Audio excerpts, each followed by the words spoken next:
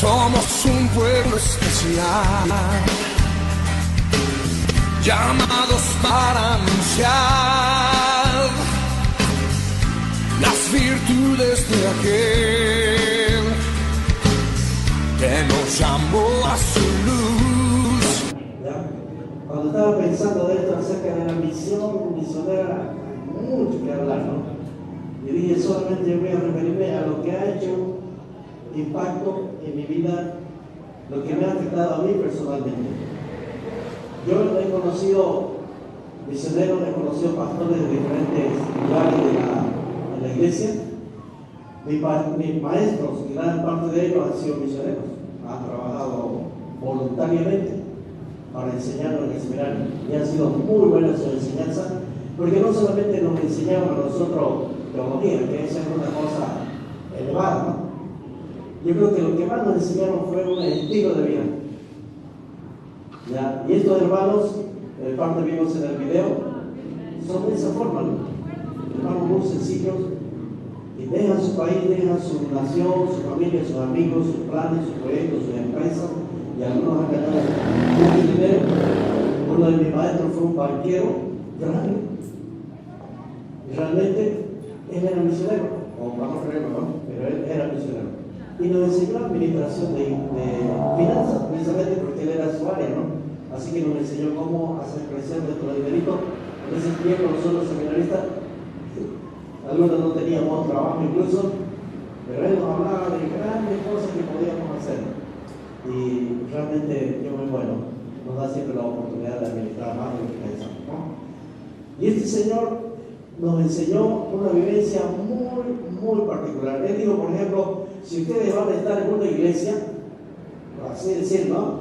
Y es una iglesia de la alta sociedad, entonces ustedes tienen que sí o sí estar con un trajecito bien, ya con zapatos bien lustrados, camisa bien limpia, todo bien planchado, porque ese es el estilo, ¿no? Esa es la clase.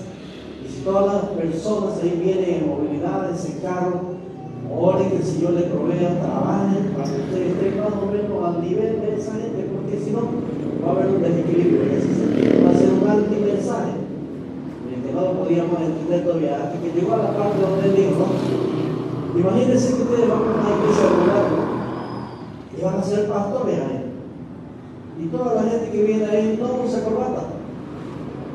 Entonces, ustedes no van a usar corbata, porque esa gente no está usando corbata, vista como cualquier de ellos, sean personas normales, pónganse a nivel de ellos y enseñen la palabra. Pero si una vez uno de ustedes va allá al monte, al campo, a la selva, ¿no? Donde la gente no tiene ropa, imagínense la selva de El Beni, ¿no? En algunos lugares donde todavía no ha entrado, como dice, no ha entrado mucho la civilización, y ahí la gente no tiene ropa más que un chorro, y ese es su ropa.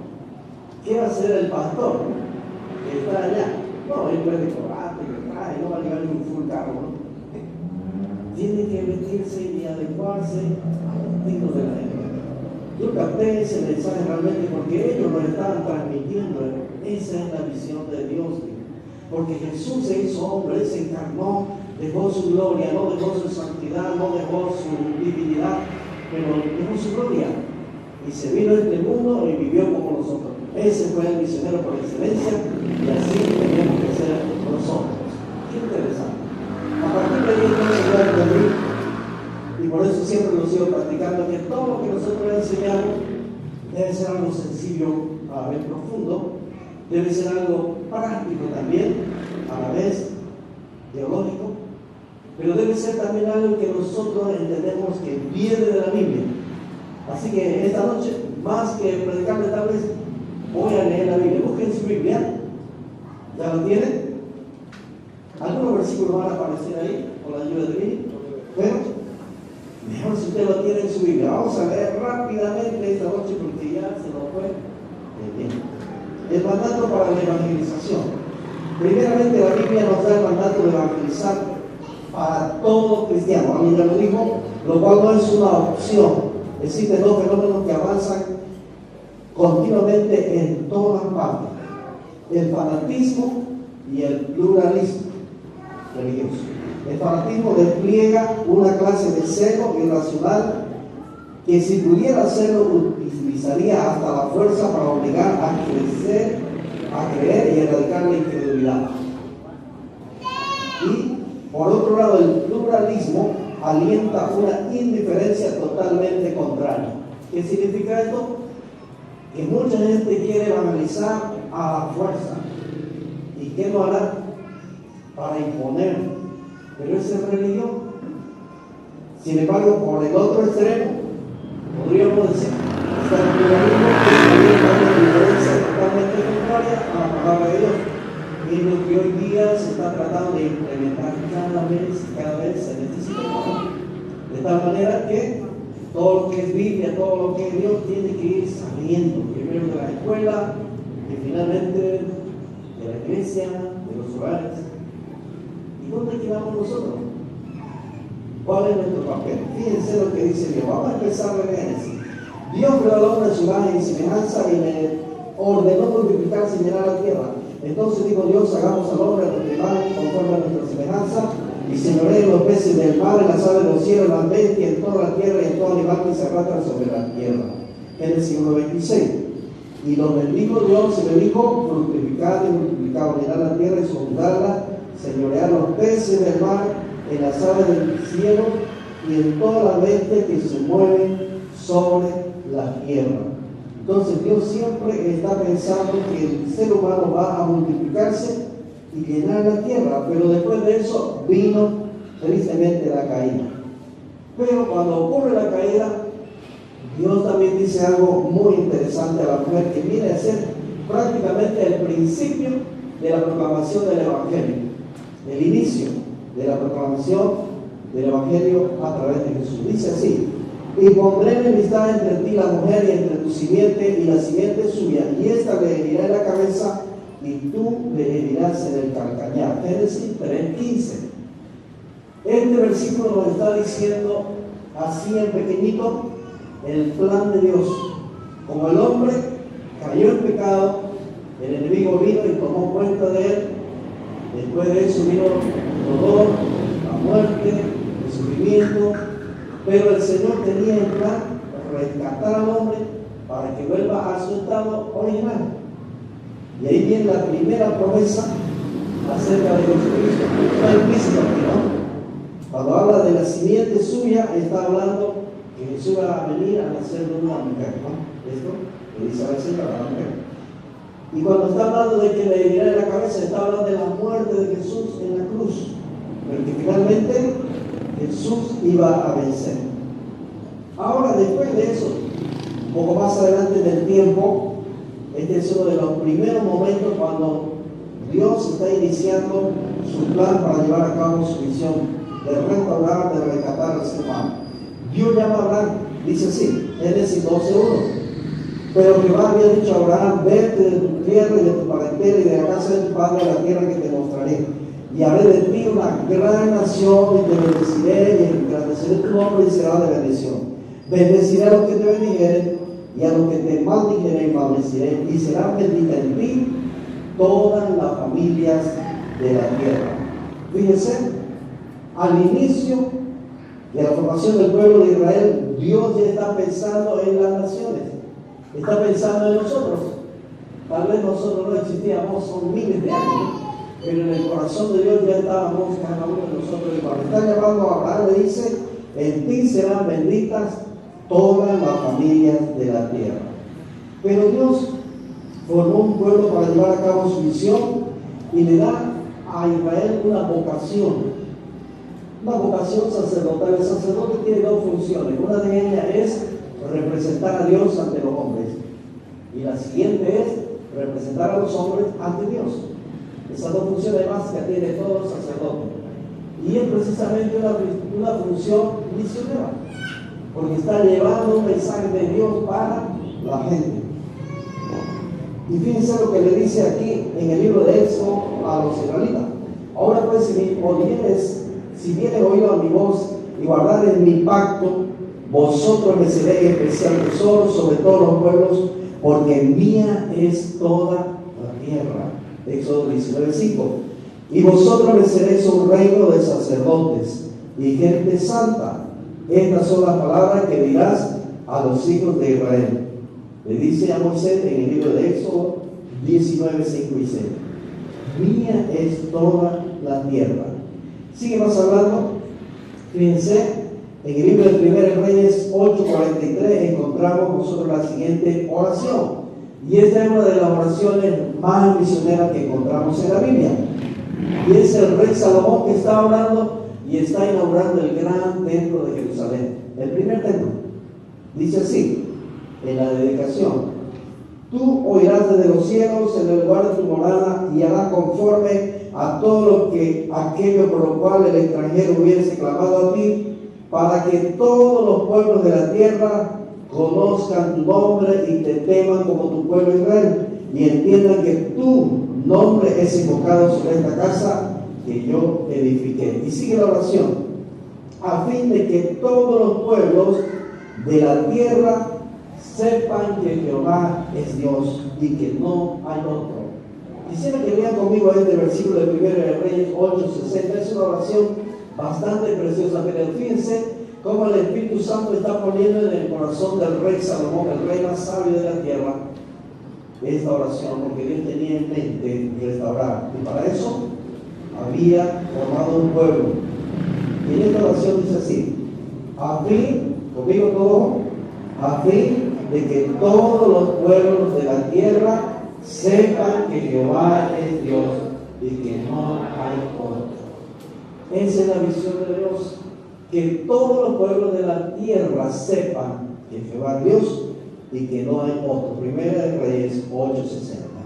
Pero Dios sigue recordando a Israel esta visión misionera o esta vocación sacerdotal. Y lo encontramos nosotros en los Salmos. El Salmo 67 es uno de los salmos más misioneros.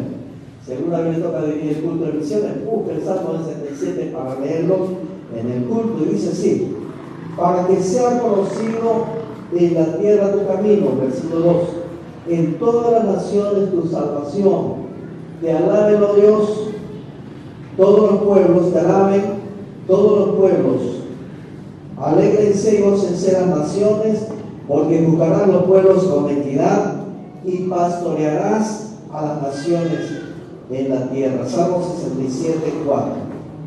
Sigue el Salmo: te alaben los pueblos, oh Dios, todos los pueblos te alaben. Versículo 5: la tierra dará su fruto, nos bendecirá Dios, el Dios nuestro, bendíganos Dios, y témanlo todos los términos de la tierra.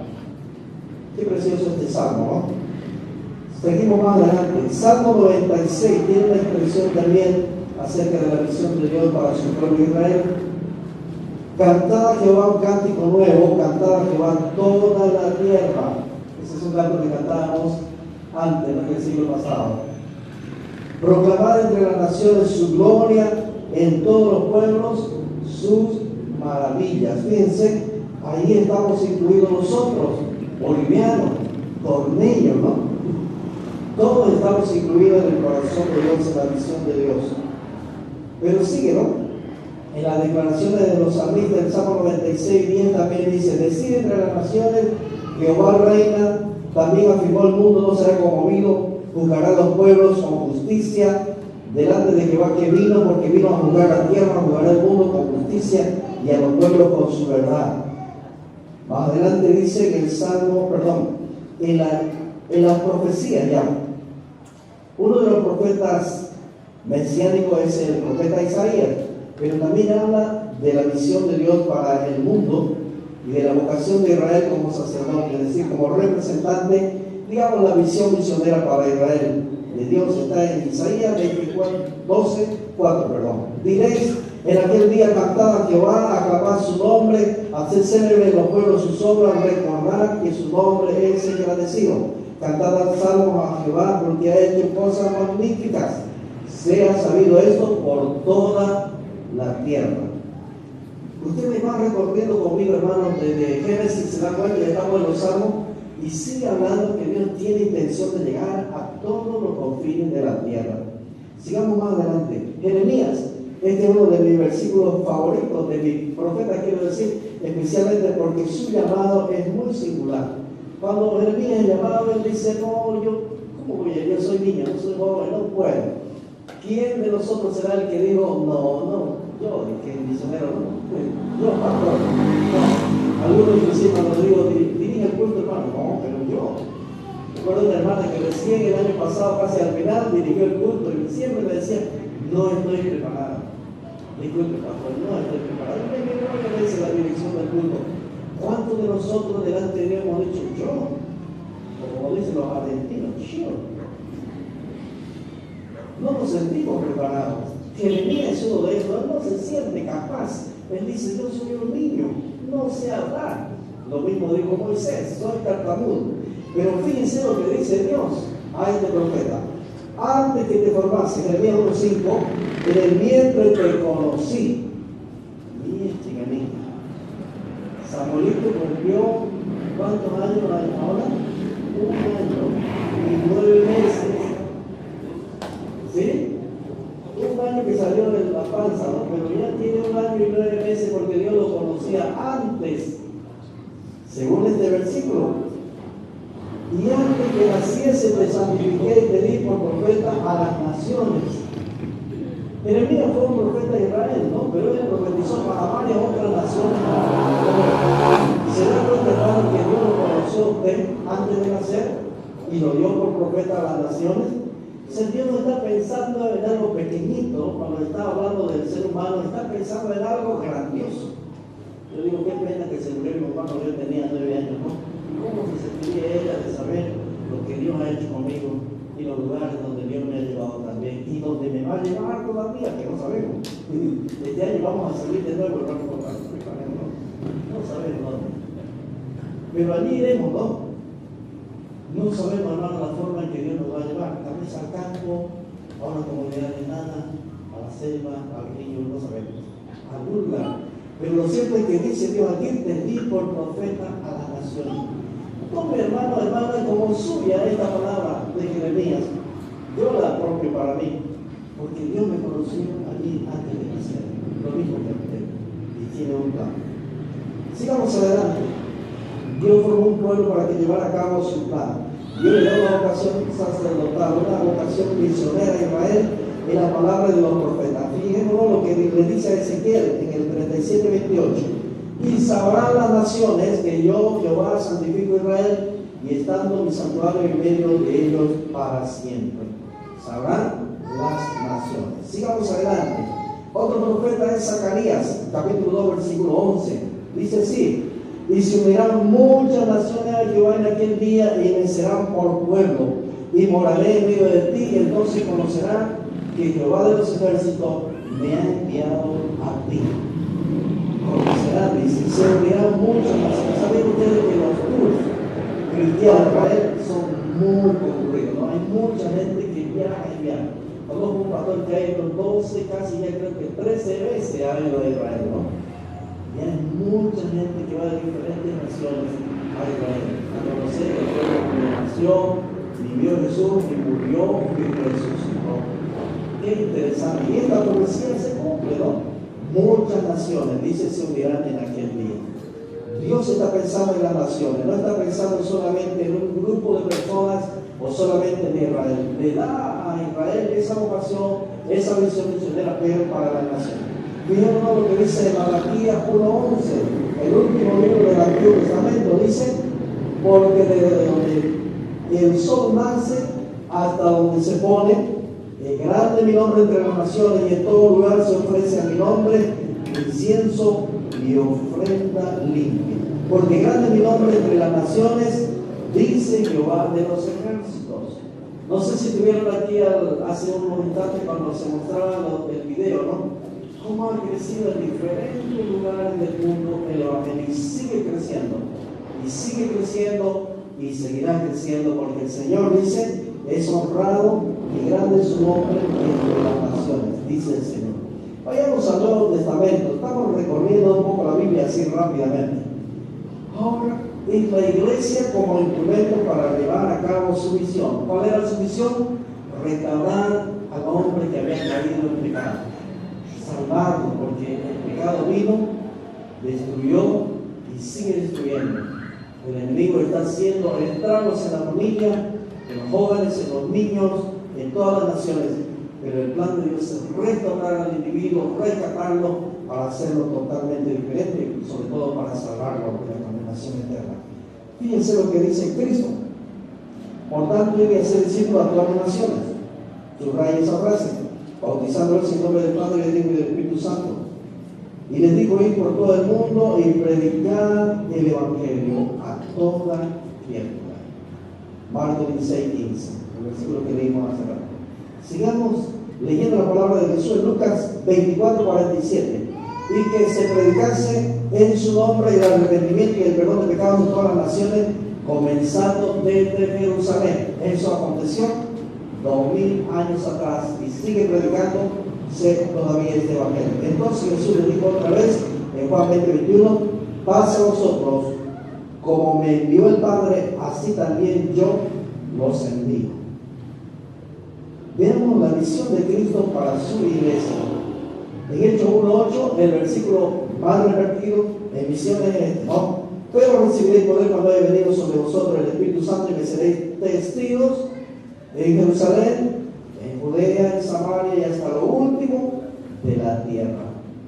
Ese mandato sigue siendo cumplido hasta hoy.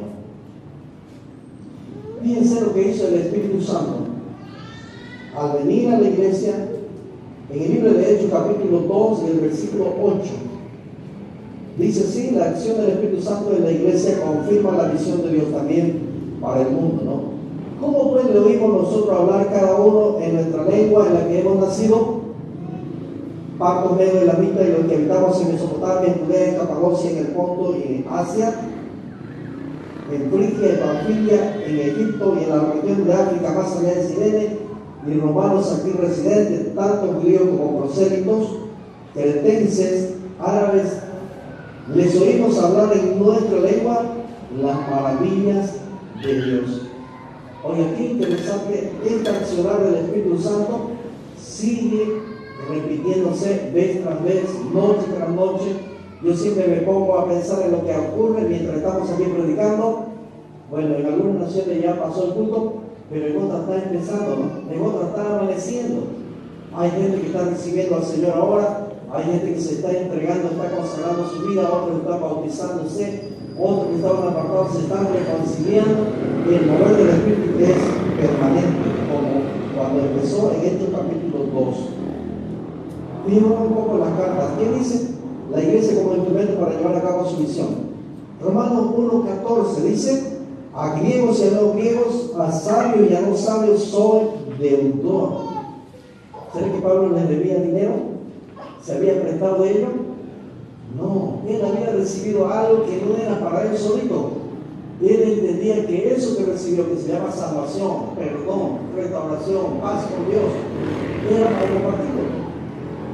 Así que si usted tiene el perdón, la salvación, el gozo, la paz, ha sido bendecido, usted tiene que compartirlo. Si no lo ha compartido, usted es como parte un deudor. Diga, soy deudor. Porque somos deudores. Tal vez no de dinero, no le debemos plata a nadie. Tal vez no tenemos un crédito de ninguna financiera, gracias a Dios. Pero si no hemos compartido el Evangelio todavía, somos deudores. Porque lo que hemos recibido es para traspasarlo a alguien, es para compartirlo, ¿verdad? Así que en cuanto a mí, pronto estoy para anunciaros el Evangelio también a vosotros que estáis en el trono. ¿Cómo sería si Pablo hubiera escrito al torno? Pronto también quiero ir al torno porque me siento en deuda con los tornillos para predicarles también el Evangelio, anunciarles el Evangelio del Señor.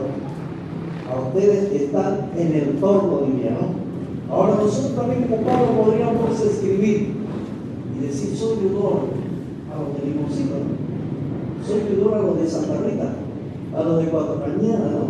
Hermano, soy deudor.